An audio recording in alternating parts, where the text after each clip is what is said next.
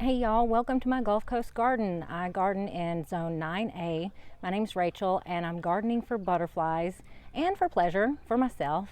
And I just wanted to show y'all some things in the garden that I've done today. But first of all, look at this black and blue salvia. Is that not gorgeous? Look, it's as tall as I am. I am 5'7.5", so this stuff is really tall and the hummingbirds are loving it. Today I wanted to tell y'all about butterfly larval host plants and show y'all some in the garden, and I wanted to show you what I've done in the circle garden. And also I moved some stuff. I have really made a big mess of things, but everything's back to normal now, so I'm going to show y'all around. It's Friday morning, April 1st, and we had a big rainstorm on Wednesday evening, and it watered everything in so well, and everything just looks so lush and vibrant, and it's just all coming into its own. Got so many buds on the roses, but today I'm going to go and get some annuals so that I can refresh these pots around the fountain. And I'm also going to divide this lemon balm, and so I'm kind of doing a before video of what this looks like. It's going to be before and after, because I'm going to divide the lemon balm and I'm going to add more color to the circle garden and put new things in these pots. And I think I might put the pansies under the lemon tree, these pansies that are in the pots right here, and maybe they can live a little bit longer under there, under that shelter. But I will show y'all what I did later.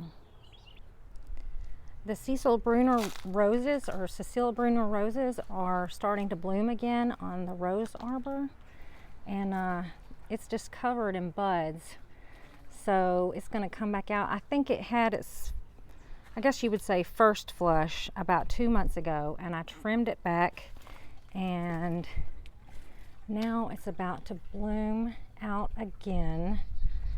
And I don't know if I even showed y'all that I had planted some Clematis at the base of the arbor, and it just looked like little dirt holes. But you see that thing right there in the center?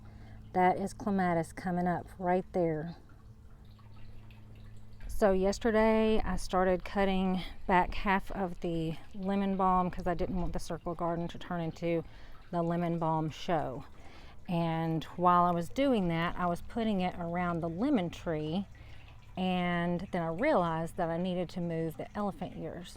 So I spent most of yesterday doing that. I'm going to show you what happened, but I planted out some things here in these pots and in the beds, and I'm going to show you what it was that I planted.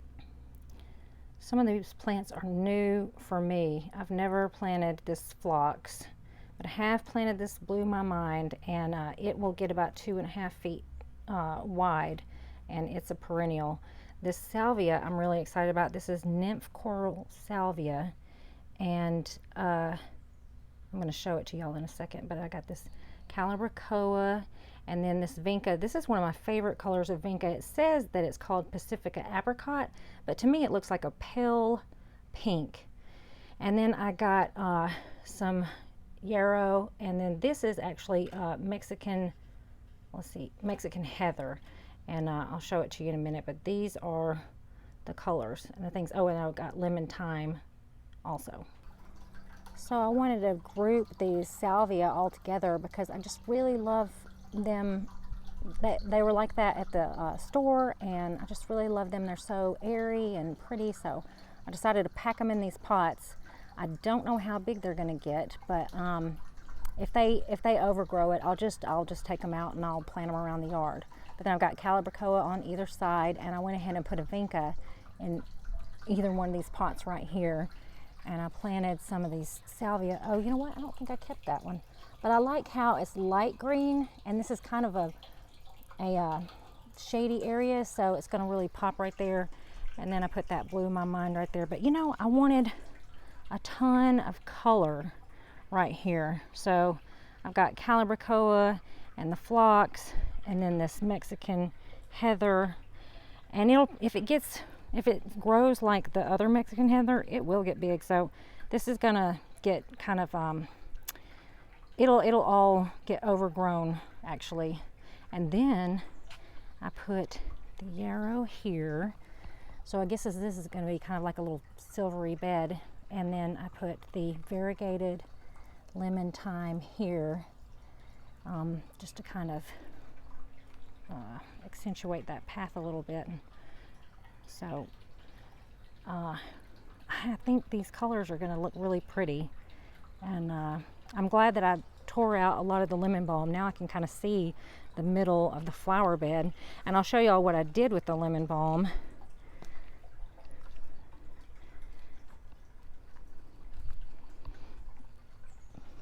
Also, I planted those other two blue mamines right here so that they can kind of grow out and fill in that little part in the path, because it's just kind of boring.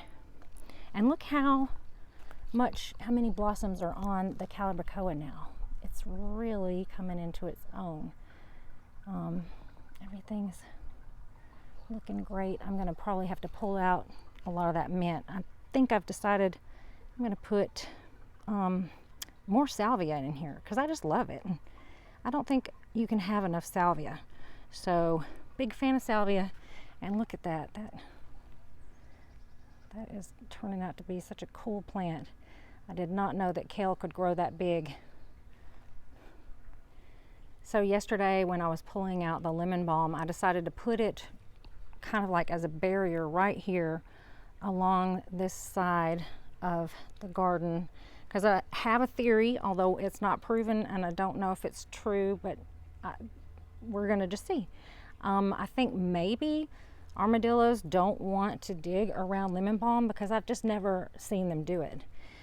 But when I decided to move the lemon balm, I thought, well, I needed to go ahead and pull out all the elephant ears that were right here, and there were a bunch. And now you can see under the lemon tree, and you can see there are some hydrangeas that have just stretched their poor little necks trying to get to light.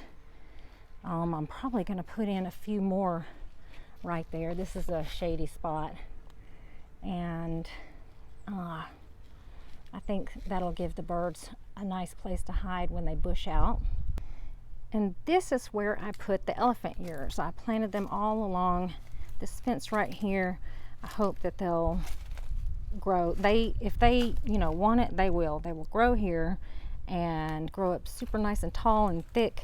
But I didn't really even want to do that yesterday, and I was just thinking, oh, this is wearing me out. And I thought, you know how Jesus said, the spirit is willing, but the flesh is weak? Well, even my spirit was saying, y'all stop. That was a lot of work. We have a teeny tiny sunflower blooming from this stalk that has grown from the bird seed, from the bird feeder. And the squirrels have come and ripped down the leaves as they've been coming up. But one tiny little flower up there. I'm gonna need to grow more of these. So do y'all want some giant swallowtail butterflies in your garden? Well, what you need to do is you need to plant citrus, because that is their larval host plant. They will come along and they will lay their eggs on these leaves, and usually the young leaves, and you will find caterpillars that look like bird poop, and they will turn into giant swallowtail butterflies. So that's the trick. Do y'all want some black eastern swallowtail butterflies? Well, then grow fennel. Grow fennel and curled leaf parsley. Here's curled leaf parsley for the black eastern swallowtail butterflies. Here's some other kind of fennel to grow for the black eastern swallowtails. Is that not crazy? This thing, when it first started growing, this little stem was so tiny and pathetic. It was super thin, and then it fell over and it grew like that, and then this grew out of, I don't know if that's the same plant, but this thing's been growing since, well, I guess last year. So it's a perennial. I'm not a fan of dill. I think it stinks. I mean, I love pickles, but I don't like to smell dill in the garden. But plant dill if you want black eastern swallowtail butterflies, because they love it. They love it so much. And this dill just happened to grow here from some seeds that I had in pots. And I'm going to show you something really cool close up in just a second. Look at how the little new fronds come out. In fact, that looks like it's going to be a seed head coming out right there, flowering. Is that not beautiful and interesting and weird and creepy? But that's dill for you. It's a very interesting plant. And if you want Gulf fritillaries, plant passion flower vines. I have about 3 different kinds. This is one of them. The others are growing out in my front yard, and it gets a little crazy out there. I let it overgrow, and they love those more than they like this. I mean, they do lay eggs on this kind with the really pretty flowers, but they like the kind that's got less showy flowers than this. I'm not sure what it is, but they're just not as sturdy looking, and the leaves are a little bit smaller. I'm going to show y'all that in just a minute. And here's a different kind of passion flower vine that I'm growing in my front yard for Gulf fritillaries. This is their actual favorite. I think it's a wilder variety, and I don't know the name of it, so I'm going to have to find out so I can get that to y'all.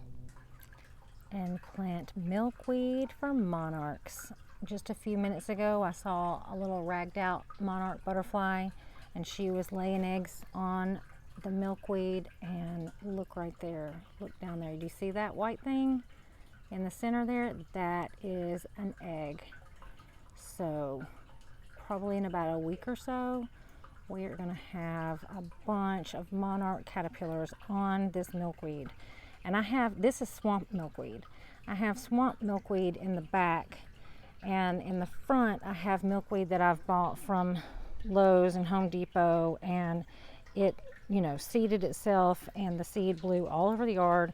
And so I have a ton of milkweed growing in the front yard that has like the yellow flowers on it, and the yellow and orange flowers. And I just let it grow wherever it comes up. I've tried starting it from seed and haven't been very successful, but if I just let it spread and grow wherever it wants to, it seems to do really, really well. So that's going to bring in all the butterflies. I planted this seed right here. I think this is cup and saucer vine, and I'm really excited about it because I've never grown it before, and it looks like it's going to love living here, and it's going to climb hopefully up the trellis, and it's going to have blue flowers on it. So that is going to be a new thing for me.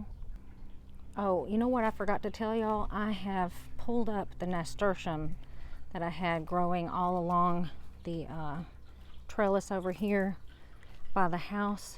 I had to yank it all up because it was not the right color. The orange was just really not fun with the rest of the garden. It was too eye-catching and too garish, so I pulled it up. But a while back I planted these hyacinth bean vines, and I know that looks pitiful and pathetic. Every year when I plant hyacinth bean vines, I think, oh no, I've gotten some bad seed and it's not going to do, because they're so piddly and little right now. But they are going to grow like crazy, and they're going to cover this entire trellis here. But I wanted to show you, I also planted some sugar snap beans, and look at that. Look, yummy. Ooh, look at those. And I'm going to show y'all my corn too, but and I have more snap beans over by the corn. Look at how cute these little peas are. I'm going to eat them all up, the whole thing, pod and all. I love them. They never even make it into the house. This is why I grow vegetable candy. Oh God. So I'm going to take y'all over to where I've got my corn growing, and I've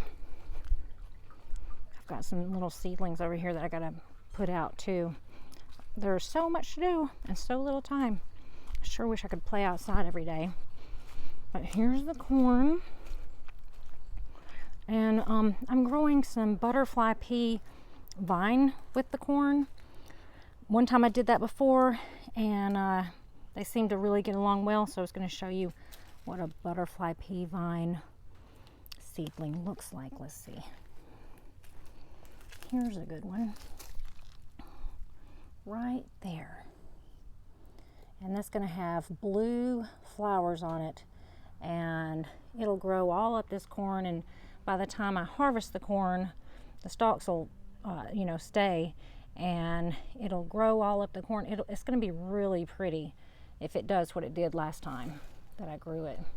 And then here are all my other peas.